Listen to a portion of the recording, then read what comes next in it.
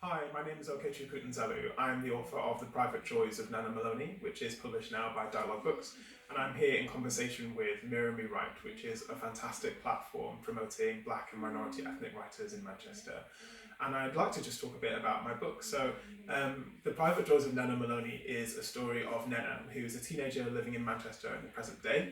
She's half Nigerian and she lives with her white mum, who is wonderful and have this wonderful close relationship. But Nenna's never met her father and she doesn't know why. So when she starts asking these questions about her heritage and her background, it sort of triggers a journey of discovery and self-discovery for Nnenna and for her mother. And this book is really personal to me because as well as the fact that I come from a Nigerian Igbo background myself, it's also for me about the power and importance of reading and representation. I remember as a child and as a teenager, I absolutely loved reading and I read so many different things. And I loved Jane Austen and the Brontes and all the traditional sort of classics.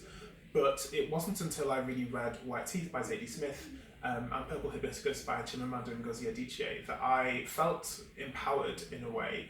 I remember reading those two books and having the most profound sense of gratitude because they really showed me that you can write about black people, you can write about Igbo Nigerians in whatever way you want to, whatever your style is, whatever your sort of point of view is, you can represent that and you have that freedom. And it was really what I think people call a permission moment. I felt like I had the permission to tell that story.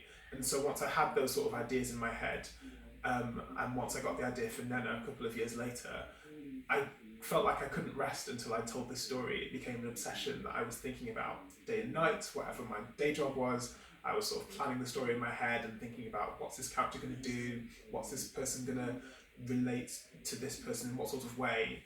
And I felt like I just couldn't not tell the story. So I told it. And it took me 7 or 8 years between, with sort of a couple of years of sort of not writing because I was too busy with work or some other thing.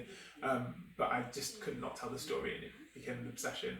And so now that it's actually in print and it's available as a book, it's just this wonderful privilege to be feeding into this conversation now that we're having more and more about black and minority ethnic writing and what that can do for the world of literature and for young people especially, but also for readers generally, because I think that it's so important for us to be well versed and to be curious about the people around us and the experiences around us, and not to let barriers of sort of difference come between us and how we can be our best selves.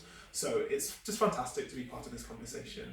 And if you'd like to find out more about me, by all means, you can find more about me by going to nzelu.org, or you can get my book from any good bookshop or indeed Amazon online if you prefer. And if you're interested in Mirror Me Right, please do find out more by DMing Mirror Me Right on Instagram.